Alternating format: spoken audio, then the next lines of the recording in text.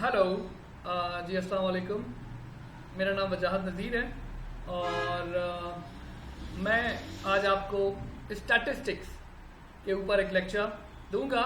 और अच्छा, हमारी कोशिश होती है कि हम जब भी स्टैटिस्टिक्स कह लें, अकाउंटिंग कह लें, मैथमेटिक्स कह लें, कोई भी सब्जेक्ट का जब भी हम इंट्रोडक्टरी लेसन रिकॉर्ड कर रहे होते हैं तो हम कोशिश करते हैं कि वो कंप्लीट हो जाए, उसका पूरा कॉन्सेप्ट, कि जब भी कोई इंट्रोडक्टरी लेसन को देखे वो किसी लेवल पर भी हो, ओ लेवल में हो, ए लेवल में हो, बीबीए में हो, बीकॉम में हो, एमबीए में हो, इंटरमीडिएट हो, किसी भी लेवल पर हो, उसे उस सब्जेक्ट का, तो मेनली स्टैटिस्टिक्स का जो हम ये लेसन रिकॉर्ड कर रहे हैं, हमारी कोशिश होगी कि ये एक लेसन शॉर्टेस्ट पॉसिबल टाइम में आपको पूरा का पूरा आइडिया कन्वे कर दे कि जी स्टैटिस्टिक्स है क्या। इवन वो लोग भी जो चीटिंग चोरी से पास हो जाते हैं तो वो भी अगर इस लेसन को एक बार देख लें तो कम से कम कहीं बैठेंगे तो उन्हें शर्मिंदा नहीं होना पड़ेगा। और बाकी जो बच्चा देखेगा उसको डेफिनेटली ये बेनिफिशियल रहेगा, तो तमाम स्टूडेंट्स के लिए है। खैर, अच्छा,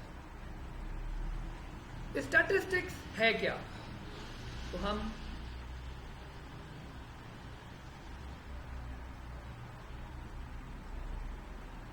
व्हाट इज स्टैटिस्टिक्स। स्टैटिस्टिक्स की जब हम बात करें तो वो बात मुकम्मल नहीं हो सकती ये बात बताए बगैर कि जो स्टैटिस्टिक्स है वो ब्रांच है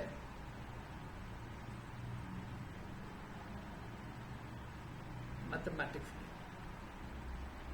स्टैटिस्टिक्स ब्रांच है मैथमेटिक्स की। प्लस अब स्टैट्स में हम कर क्या रहे होते हैं, मैंने यकीन जाने जब तक स्टैटिस्टिक्स नहीं पढ़ी थी तो मेरा दुनिया को देखने का जो तरीका था वो बहुत डिफरेंट था। फॉर एग्जाम्पल, पहले तो ये बता दें कि स्टैट्स होती क्या है। डेटा, स्टैट्स में डेटा हम किसी भी पीस ऑफ इंफॉर्मेशन को कहते हैं जिस डेटा के साथ हम कर क्या रहे होते हैं। फॉर एग्जाम्पल, अगर हम ये बात करें कि हमारे पास एक डेटा आ गया है जिस डेटा में लिखा हुआ है कि इस दुनिया में एवरेज एज हम जानना चाहते हैं कि दुनिया में एवरेज एज क्या है, तो जो रॉ डेटा होगा, जो हमारे पास रॉ डेटा होगा, जो पीस ऑफ इंफॉर्मेशन होगा, वो कुछ इस तरह होगा कि अगर हम पाकिस्तान के बारे में जानना चाह रहे हैं तो हमारे पास तमाम जो भी उस वक्त लोग पाकिस्तान में रह रहे हैं तो उनकी एजेस लिखी हुई होंगी कि जी इसकी एज ये है, इसकी एज ये है। इंडिया में रह रहे होंगे तो अगेन वही वाली बात कि जी इन तमाम लोगों की एजेस लिखी हुई होंगी, तो वो डेटा होगा। अब इस डेटा के साथ स्टैट्स में हम कर क्या रहे होते हैं कि स्टैट्स है क्या। इस डेटा की जो कलेक्शन है that is included in statistics. उस डेटा की जो एनालिसिस है कि हम उस डेटा के बारे में जो इंफॉर्मेशन जमा करना शुरू की है तो उसके बाद हम उसको एनालाइज करेंगे कि हमने इस डेटा से क्या हासिल किया है, उसको डिफरेंट तरीकों से, कभी प्लस करके देखेंगे, कभी माइनस करके देखेंगे, कभी डिवाइड करके देखेंगे और कोशिश करेंगे कि हम कुछ इंटरप्रिटेशन कर सकें, कुछ रिजल्ट निकाल सकें। तो स्टैटिस्टिक्स में कलेक्शन है, एनालिसिस है, इंटरप्रिटेशन है, रिजल्ट्स हैं और जो उस डेटा के बारे में ऑर्गेनाइज अगर हम करने जा रहे हैं उस डेटा को, तो उस डेटा की organisation, presentation, that's all included in statistics. Clear? ये थी एक डेफिनेशन। अब हम एक बात करते हैं practical. For example, last time this is जो हम वीडियो रिकॉर्ड कर रहे हैं, ये ईयर है 2017 में। 2017 में मुझे नहीं मालूम कि आपने, क्या आपकी एज है, कहाँ आप रहते हैं, क्या आप करते हैं, बट यकीन जाने अगर आपने स्टैटिस्टिक्स एक बार सही तरह से पढ़ ली तो आपका इस दुनिया को देखने का तरीका बदल जाएगा। हाँ, वो दुनिया को तरीका कैसे बदलेगा आपको देखने का। फॉर एग्जाम्पल, मैं लास्ट टाइम बैठा हुआ 2017 में T20 मैच हो रहा था बिटवीन इंडिया एंड पाकिस्तान, और हम जब उस मैच को देख रहे थे तो फाइनल से पहले एक मैच हुआ है 2020 में बिटवीन इंडिया एंड पाकिस्तान, तो उसमें हम सिर्फ नेक टू नेक कंपैरिजन कर रहे थे। यानी मैं जब बैठा हुआ था तो मैं ये देख रहा था कि जी इंडिया कि लोगों की जो ओवरऑल एज है वो कितनी बन रही है, यानी अगर हम उस कंबाइन टीम की एज निकालें तो वो एज कितनी बनती है, और फिर पाकिस्तान के जो खिलाड़ी थे उनकी एज निकालें तो कितनी बनती है, क्योंकि था ये कि बहुत छोटे छोटे बच्चे पाकिस्तान ने खिलाए थे और वो मैच पाकिस्तान बहुत ही बुरी तरह हारा था। तो कहीं ना कहीं एज एन स्टैटिस्टिशियन हमने देखा कि हर बच्चे का एक्सपीरियंस जो पाकिस्तान की तरफ से खेल रहा था उसकी age age compare to Indian players जो थी वो बहुत कम थी। तो स्टैटिस्टिक्स को देखते हुए यानी उनकी एजेस को, पास्ट रिकॉर्ड उनका कोई था ही नहीं, एक्सपीरियंस कई लोगों का 1 ईयर या 0 था, यानी वो पहली बार इंटरनेशनली खेल रहे थे या उन्होंने इसी साल खेलना शुरू किया था यानी 2017 में, तो उनका कोई एक्सपीरियंस इंडियन टीम के सामने नहीं बन रहा था।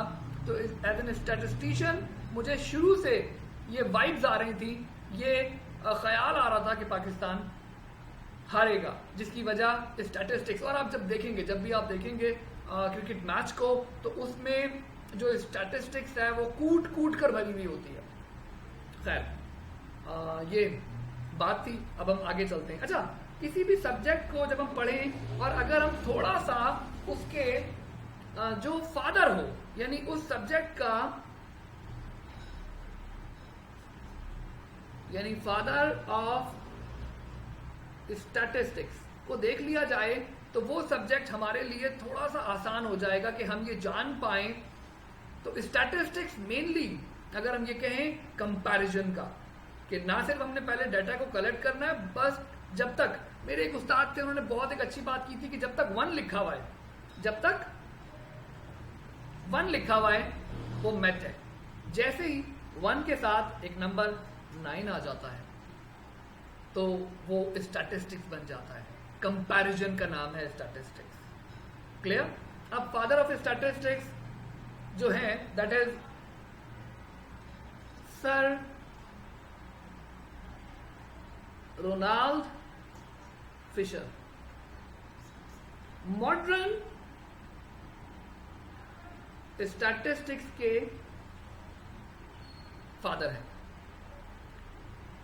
अच्छा, किसी भी बात में जब हम देखें तो हमने यहां पे मॉडर्न इसलिए लिखा है क्योंकि स्टैटिस्टिक्स के पीछे कई लोगों की नॉलेज मौजूद होती है।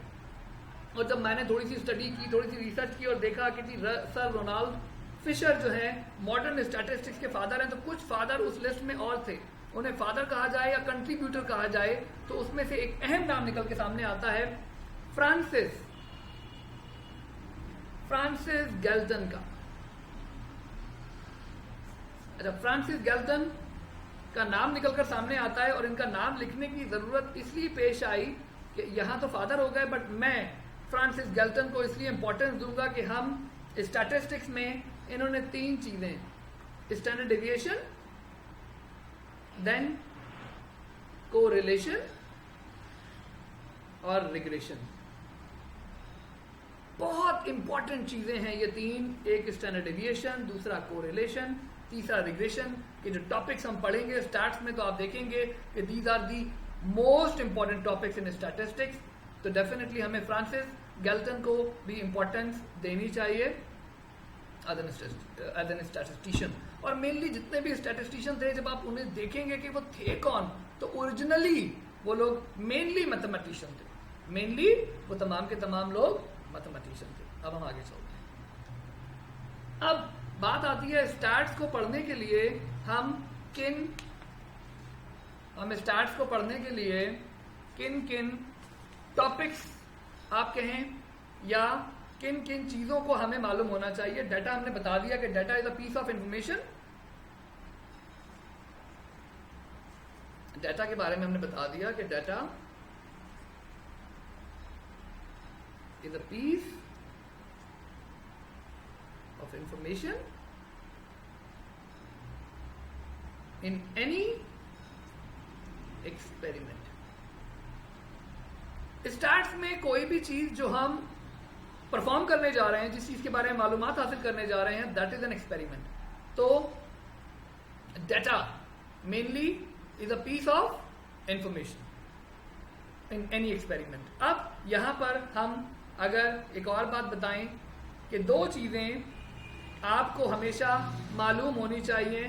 एक है पॉपुलेशन वर्सेस सैंपल। हम स्टडी करना चाहते हैं एवरेज एज को, एवरेज एज इन कराची।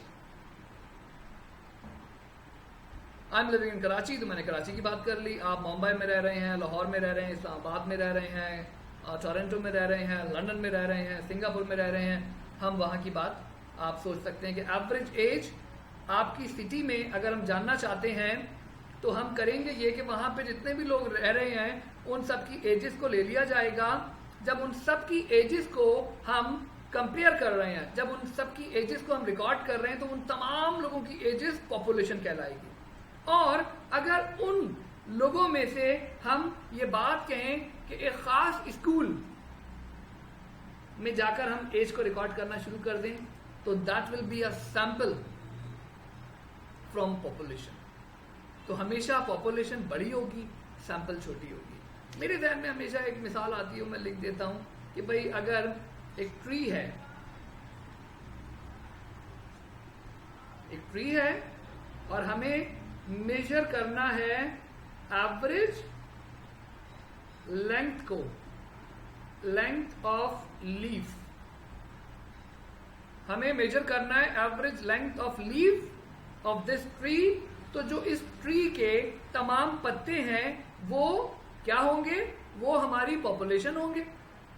कि हम एक एक पत्ते को लें और मेजर करें और एट द एंड टोटल करने के बाद उन तमाम पत्तों को डिवाइड करें जितने वो टोटल पत्ते थे। दूसरी तरफ हम ये कर सकते हैं कि इसमें से एक टहनी कहें, एक स्टेम कहें, वो हम ले लें और उसमें आप यूं कह लें कि 50 लीफ मौजूद हों और हम उन 50 लीफ के ऊपर अपना एक्सपेरिमेंट परफॉर्म करें, तो वो हमारा सैंपल हो जाएगा। क्लियर?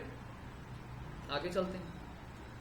तो पॉपुलेशन और सैंपल, हमेशा स्टैटिस्टिक्स में आप सैंपल के ऊपर मेन सवालात जो होंगे वो किसी भी सैंपल पर होंगे। इवन रियल लाइफ में भी जब हम किसी जगह पे कुछ स्टडी करने जाएंगे तो हमें सैंपल को ही लेना पड़ेगा, क्योंकि पॉपुलेशन पे स्टडी करना बहुत एक्सपेंसिव होता है, बहुत टाइम कंज्यूमिंग होता है, तो हमेशा सैंपल की बात की जाती है। आगे चलते हैं। अच्छा, अभी हमने बात की थी पॉपुलेशन की और दूसरी बात की थी सैंपल की। एक वर्ड, एक टर्म आपको हमेशा पैरामीटर सुनाई देगी। पॉपुलेशन के जो कैरेक्टरिस्टिक्स होते हैं, इनको अगर हम स्टडी करेंगे तो वो हमेशा पैरामीटर कहलाएगा। और अगर सैंपल के कैरेक्टरिस्टिक्स को स्टडी किया जाएगा तो उसे हम स्टैटिस्टिक कहते हैं। तो यहां से वो स्टैटिस्टिक्स आपके जहन में आना चाहिए समझ में कि स्टैटिस्टिक्स में हम सैंपल के कैरेक्टरिस्टिक्स जो हैं उनको स्टडी करना चाह रहे हैं, जबकि दूसरी तरफ पॉपुलेशन के कैरेक्टरिस्टिक्स को जब हम स्टडी करेंगे तो वो पैरामीटर कहलाएंगे। फॉर एग्जाम्पल, अब अगर इस बात को हम आगे बढ़ाएं तो जो पॉपुलेशन का पैरामीटर, फॉर एग्जाम्पल अगर हमने पॉपुलेशन का मीन जानना है तो वो पैरामीटर कहलाएगा। हमने पॉपुलेशन का स्टैंडर्ड डेविएशन जानना है तो ये पैरामीटर ऑफ अ पॉपुलेशन कहलाएगा। इस तरह से हमने इसका वेरिएंस जानना है पॉपुलेशन का तो वो पैरामीटर कहलाएगा। तो ये जो चीज़ें हैं, मीन है, मीडियन है, मॉड है, जब भी आप मीन, मीडियन, मॉड, क्वार्टाइल्स और कोई भी चीज जो न्यूमेरिकल डाटा हम पॉपुलेशन का स्टडी कर रहे होंगे, so that will be the parameter उसे हम पैरामीटर कह रहे होंगे। जबकि वही चीज जब सैंपल के अंदर हम, कोई सैंपल आपके पास मौजूद है, अब आपने उस सैंपल का मीन जानना है तो वो स्टैटिस्टिक बन जाएगा, वो स्टैटिस्टिक कहलाएगा। तो मीन है, स्टैंडर्ड डेविएशन है, और वही चीजें वेरिएंस है, मीडियन है, मॉड है, तो हम कहेंगे कि स्टैटिस्टिक ऑफ अ सैंपल। तो स्टैटिस्टिक ऑफ अ सैंपल होगा और पैरामीटर ऑफ अ पॉपुलेशन होगा। इसे किसी ने खूब कहा है पी फॉर पैरामीटर है और P for population. On the other hand S for sample है और एस फॉर स्टैटिस्टिक है। तो ये बात सेकंड थी जिसमें हमने आपको बताया कि पैरामीटर, जब हम पॉपुलेशन की एज स्टडी करना चाहते हैं, हम पॉपुलेशन कैरेक्टरिस्टिक्स क्या होते हैं कि पॉपुलेशन की एज क्या है, पॉपुलेशन की हाइट क्या है, पॉपुलेशन का डेथ रेट क्या है, पॉपुलेशन में फर्टिलिटी रेट क्या है। कोई भी चीज जो पॉपुलेशन से मुतालिक स्टडी की जा रही होगी वो पैरामीटर कहलाएगी। कोई भी जो सैंपल के बारे में स्टडी की जा रही होगी वो स्टैटिस्टिक कहलाएगा। क्लियर? आगे चलते हैं।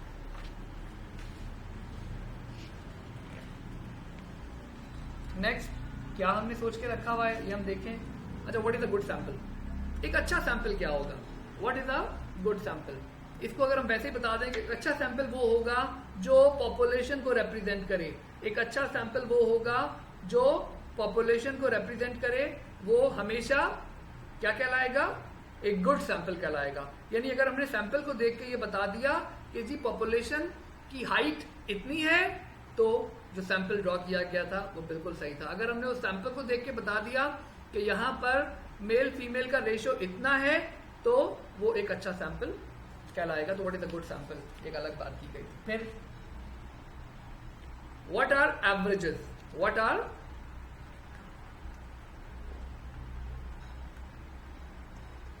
averages in statistics? स्टैटिस्टिक्स के अंदर जो एवरेजेस हैं, तो मेनली जो एवरेजेस हैं स्टैटिस्टिक्स में वो तीन होते हैं: मीन, मीडियन और MODE मॉड। ये मीन को हम अरिथमेटिक मीन भी कहते हैं, सिंपल एवरेज भी कहा जाता है। इसके अलावा जो मीडियन है, MEDIAN, मीडियन होती है मिडिल मोस्ट वैल्यू, जो डेटा को हाफ में डिवाइड कर दे। Middle most value. मॉड होता है मोस्ट रिपीटेड वैल्यू, यानी जो वैल्यू मॉड वो होता है जो वैल्यू आपके डाटा में बार बार आ रही होगी, उसको आप मॉड कहेंगे। एक डाटा में एक से ज्यादा मॉड हो सकते हैं। मीन एक ही होगा, मीडियन एक ही होगा, बट एक डाटा बाय मॉडल हो सकता है, दो मॉड्स हो सकते हैं। इसके अलावा हार्मोनिक मीन भी एक एवरेज ही है, जियोमेट्रिक मीन भी एक एवरेज ही है। तो ये जो बात थी that is related with the averages. तो mean, median, mode, harmonic mean and geometric mean जो हैं वो स्टैटिस्टिक्स में एवरेजेस कहलाते हैं। आगे चलते हैं। अच्छा, इसके बाद स्टैटिस्टिक्स को हम दो ब्रॉड कैटेगरीज में, स्टैटिस्टिक्स को हम दो ब्रॉड कैटेगरीज में डिवाइड करते हैं। एक का नाम है डिस्क्रिप्टिव स्टैटिस्टिक्स और दूसरे का नाम है इन्फ्रेंशियल स्टैटिस्टिक्स।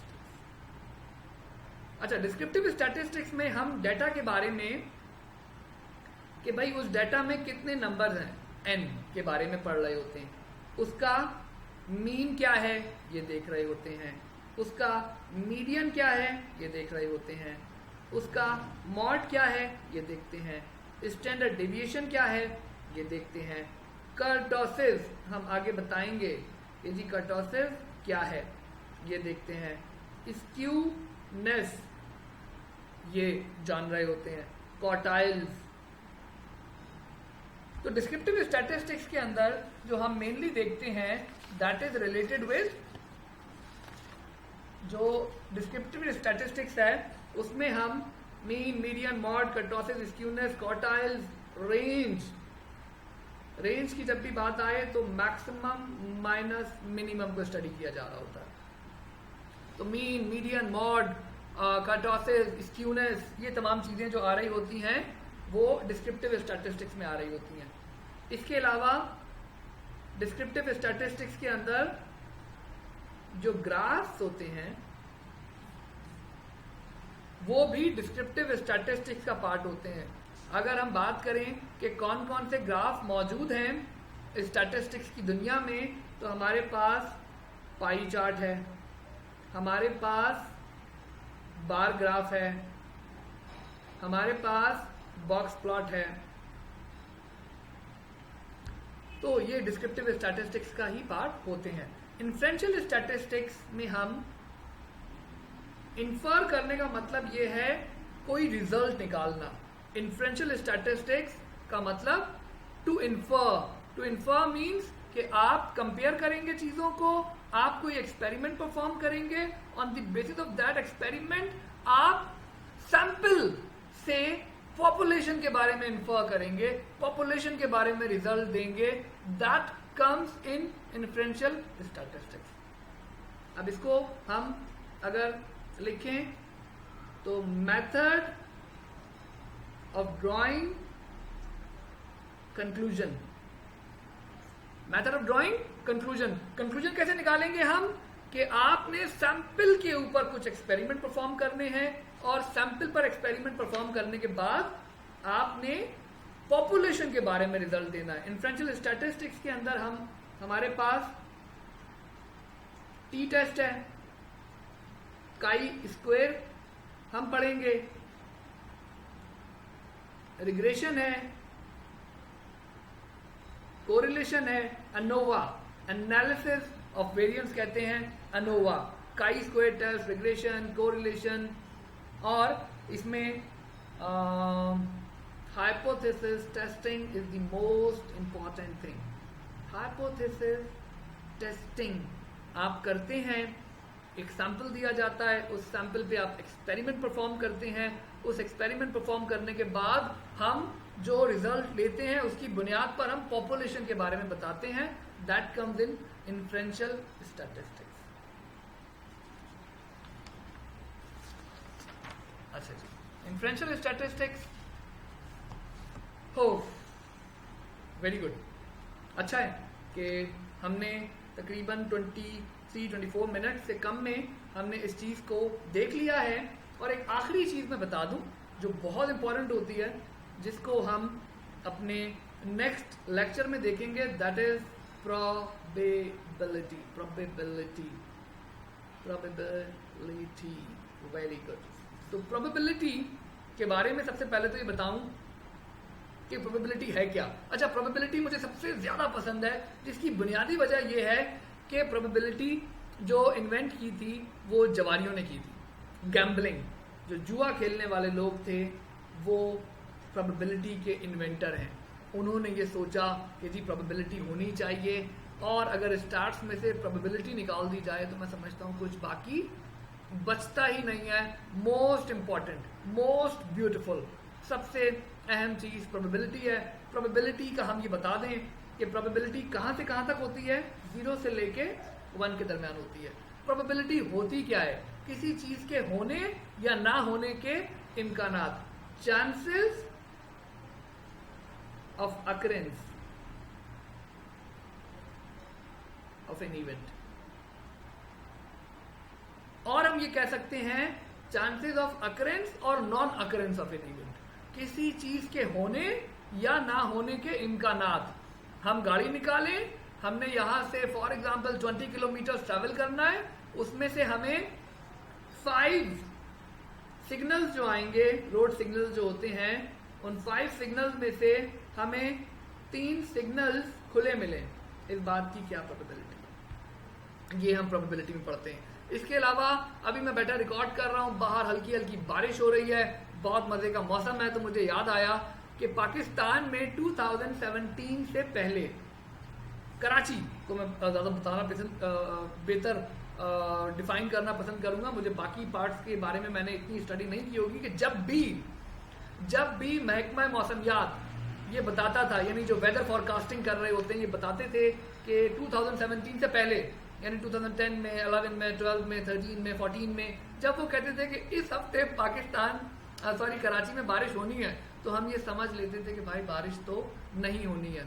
यानी प्रोबेबिलिटी इस बात की क्लोज टू 1 जा रही थी, यानी इस बात की probability 0 means no, 1 means yes, और 1 मीन्स 100%। और किसी चीज की प्रोबेबिलिटी 100% हो जाए तो उसका मतलब यस है।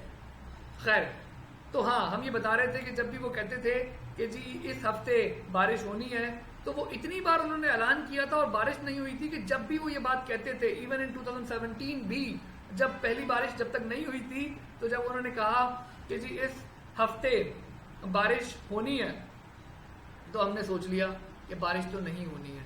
तो यानी उनका ये ऐलान बताता था कि बारिश नहीं होनी है। हमारे जहन में हम कैलकुलेट कर लेते थे कि keeping in view the past experiment, keeping in view the past experience, कि जब जब उन्होंने कहा कि बारिश होनी है तो बारिश नहीं हुई। ये प्रोबेबिलिटी है। इसी तरह हम ये बात कैलकुलेट कर सकते हैं कि हमने अभी तक वीडियो रिकॉर्ड्स किए हैं, तो अब हम इसका नेक्स्ट लेक्चर रिकॉर्ड करेंगे, तो इसकी प्रोबेबिलिटी क्लोज टू 1 है। खैर, प्रोबेबिलिटी के बारे में एक आखिरी बात बताने के साथ हम ये खत्म करेंगे कि अगर आपने प्रोबेबिलिटी पे ग्रिप हासिल करनी है तो 3 चीजों को स्टडी कर लें। एक तो ये जो कॉइन होता है, इसको आप स्टडी कर लें तो आपकी प्रोबेबिलिटी अच्छी हो जाएगी। यानी अगर आप चाहते हैं प्रोबेबिलिटी, तो इसमें क्या होता है, या हेड होता है या टेल होता है। एक बार अच्छी तरह इसको पलट के देख लें कि एक सिक्के को उछालें क्या होगा, 2 सिक्कों को उछालें क्या होगा। दूसरी बात, ये पहली थी। दूसरी, डाइस, ये जो लीडो में खेलते हैं, ये जो आपका डाइस है, इसको आप स्टडी कर लें कि इसमें 1 होता है, 2 होता है, 3 होता है, 4 होता है, 5 होता है और 6 होता है। तो 6 साइड्स होती हैं, ये नंबर लिखे हुए होते हैं, तो आप इनको स्टडी कर लें डाइस, अगर आपने प्रोबेबिलिटी को अच्छी तरह करना है। तीसरी और आखिरी बात, डेक ऑफ कार्ड्स, ताश के पत्ते उठाएं, उनको आप लें, जैसा हमने बताया कि जवारियों ने बनाया, तो 52 कार्ड्स जो होते हैं इनको आपने स्टडी करना है और ये देखना है कि 52 कार्ड्स में किस किस तरह के पत्ते होते हैं। फॉर एग्जाम्पल, इसमें एक इस तरह का शेप होता है रेड में, उसको हम डायमंड कहते हैं। एक स्पेड होता है, एक डायमंड है, फिर हमारे पास हार्ट शेप में होते हैं, और डायमंड, हार्ट और क्लब। तो कितने पत्ते इसमें ब्लैक हैं, कितने पत्ते इसमें रेड हैं, ये आपने स्टडी करनी है, तब हम इस काबिल हो सकेंगे कि हम प्रोबेबिलिटी को पढ़ सकें। तो स्टैटिस्टिक्स नाम है कंपैरिजन का। क्लियर? मजीद अब हम आपसे आगे मिलते हैं। हमारे साथ राब्ता करना अगर आप चाहें तो +92 300 256 2296 व्हाट्सएप पे आप मुझे कनेक्ट कर सकते हैं। ठीक है, थैंक यू हमारा लेक्चर देखने का बहुत शुक्रिया। इस लेक्चर को आप बार बार देखें, definitely it will give you benefit, और हमसे रब्ता आप कर सकते हैं। हम पाकिस्तानियों को, इंडियंस को, तमाम Hindi, Urdu, even English speakers को पढ़ा रहे होते हैं, और ये एक इंटरेक्टिव लेक्चर था। आई होप आपको पसंद आया होगा। बहुत शुक्रिया, ख्याल रखें। Take care.